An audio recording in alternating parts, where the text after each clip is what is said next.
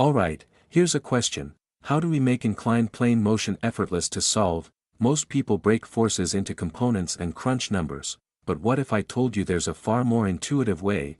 What if we treated inclined motion exactly like vertical motion under gravity? Think about it. If an object were just falling freely, we know how that works. Simple gravity. 9.8 meters per square second pulling it straight down. Now, here's the trick. Instead of dealing with tilted forces, what if we just tilted our perspective? Step 1. Finding the new gravity. We draw a right-angled triangle, where the hypotenuse represents the full effect of gravity, g equals 9.8 meters per square second. The side along the plane represents the actual acceleration the object feels along the incline, and guess what? That's just the shortest side of the triangle. Mathematically, it turns out to be g sine theta, boom.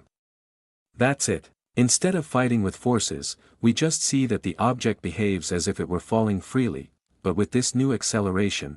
Step 2, solving it like free fall. Now that we have our new gravity, g sin theta, we can completely forget about components and treat it like a normal motion under gravity using v equals uat, s equals ut plus half at squared, v squared equals u squared 2as. Where a is just g sin theta instead of 9.8, and all the other variables have their usual meaning.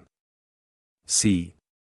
No resolving forces, no complex diagrams, just one clever perspective shift. So next time you see an inclined plane, don't break forces apart. Instead, tilt your mind, see the plane as gravity's new playground, and let the math do the rest.